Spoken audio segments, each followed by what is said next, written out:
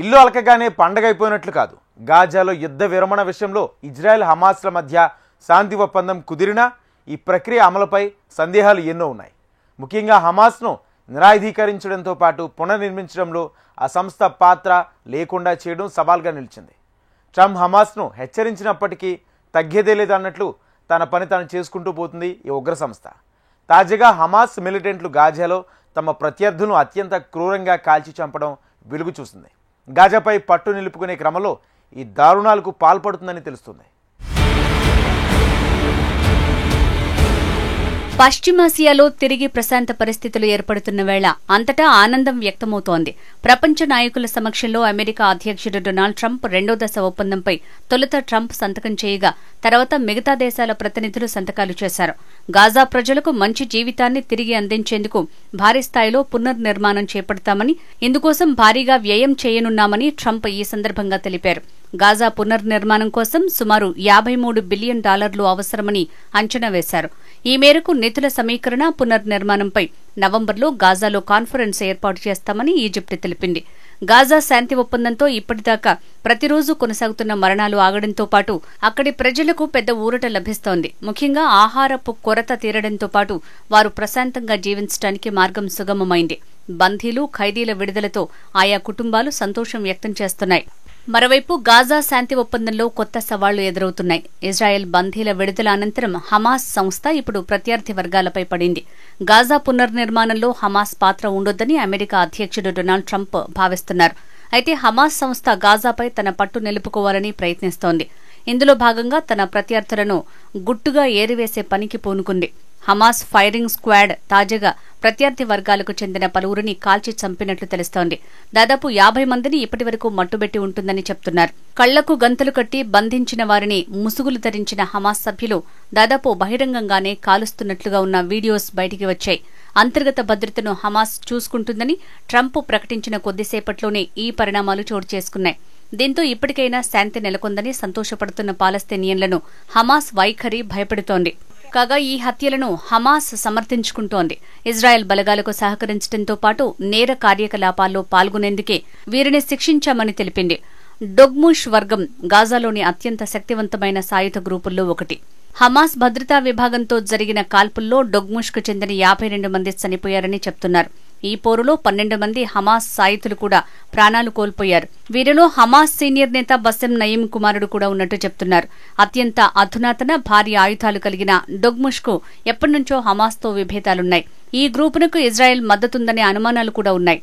రఫాలోని యూసిర్ Abu Shabab సారథ్యంలోని group సహా గాజాలోని పలు ముఠాలకు పరిమితంగా సాయం, ఆయుధాలు అందిస్తున్నట్లు ఇజ్రాయెల్ ఇటీవల ప్రకటించడం గమనార్హం.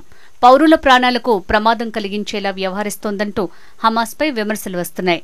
హమాస్ శాంతి ఒప్పందాన్ని అనుసరించే ఉద్దేశం లేనట్టు కనిపిస్తోంది. ఆయుధాలను ఉంచుకోవాలనే ఉద్దేశంతోనే హమాస్ ఇప్పటికీ ఉంది. నిరాయుధీకరణ రెండో దశ చర్చల ప్రారంభం నాటికి గాజాపై పట్టు నిలుపుకోవాలనే పట్టుదలతోనే ఉంది అనే విశ్లేషకులు అంటున్నారు.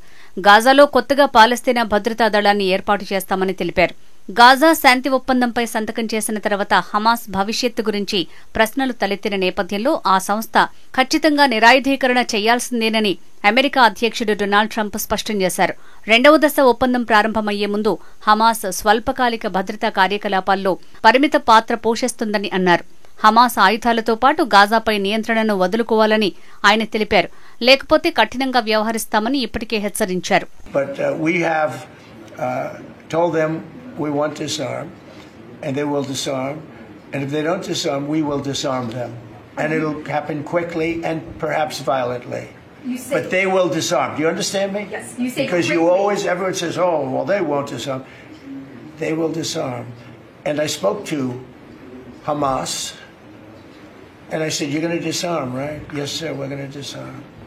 That's what they told me. They will disarm or we will disarm them. Hamas వద్ద ఉన్న బందీల మృతదేహాలను వేగంగా అప్పగించకుంటే గాజాకు అందే సాయంలో కోత విధిస్తామని ఇజ్రాయెల్ సైన్యం హెచ్చరించింది. బందీల అప్పగింతలో జాప్యం ఒప్పందం ఉల్లంఘించడమేనని అభిప్రాయపడింది. సాయంలో కోతకు సంబంధించిన సమాచారం ఇప్పటికే ఐక్యరాజ్యసమితి మానవతా సాయం కార్యాలయానికి అందినట్లు తెలుస్తోంది. దీనిపై అమెరికా, అంతర్జాతీయ సహాయక సంస్థల అధికారులు చర్చిస్తున్నారని సమాచారం.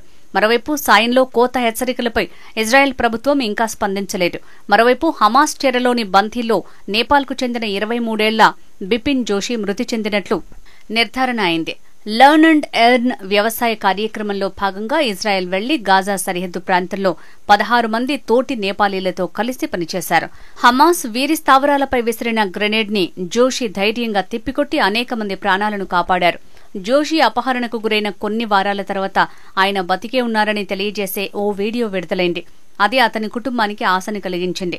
హమాస్ మిలిటరీ వింగ్ 4 మృతదేహాలను ఇజ్రాయెల్కి పంపిస్తున్నామని తెలిపింది. వారిలో జోషి ఉన్నాడు అనటంతో వారి ఆశలు అడియాసలయ్యాయి. ఇక గాజా శాంతి ఒప్పందంలో 4 ముఖ్యమైన అంశాలున్నాయి. 1 హమాస్ నిరాయుధీకరణ, 2 ప్రభుత్వం ఏర్పాటు, 3 గాజా పునర్నిర్మాణం, 4 గాజా నుంచి ఇజ్రాయెల్ పూర్తిగా వైదొలగటం. దీని ప్రకారం కొత్త పాలస్తీనా భద్రతా వ్యవస్థ ఏర్పాటుపై ప్రాంతీయ, అంతర్జాతీయ సమాజం పనిచేయాలి అనేది ట్రంప్ ప్రణాళికలోని ఓ భాగం. ప్రస్తుతం గాజాలో అంతర్జాతీయ బలగాలను మోహరించాలంటే ఐక్యరాజ్యసమితి భద్రతా మండలి ఆమోదం పొందాల్సి ఉంటుంది. అధికార మార్పిడి ప్రక్రియలో భాగంగా ఏర్పాటయ్యే 15 మంది సభ్యుల పాలకవర్గంలో హమాస్కు ఎటువంటి పాత్ర ఉండదు. అంతేకాదు పాలస్తీనాలోని ఏ వర్గానికి ప్రాతినిధ్యం ఉండబోదు.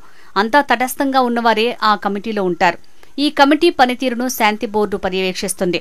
గాజా శాంతి ఒప్పందంలో వివిధ దేశాల పాత్ర ఉంటుంది. హమాస్ రాజకీయ నేతలకు ఎన్నో ఏళ్లుగా ఆశ్రయమిస్తున్న తుర్కీయే శాంతి ఒప్పందం కుదర్చడంలో కీలక పాత్ర పోషించింది. జోర్డాన్, ఈజిప్ట్ కొత్తగా ఏర్పాటయ్యే పాలస్తీనా భద్రతా సిబ్బందికి శిక్షణ ఇవ్వనున్నాయి. ఇజ్రాయెల్కు అత్యధికంగా ఆయుధాలను అందించిన జర్మనీ ఆ తర్వాత యుద్ధ రీతిపై ఆందోళన వ్యక్తం చేసింది. గాజాలో సైనిక చర్యను వ్యతిరేకించింది.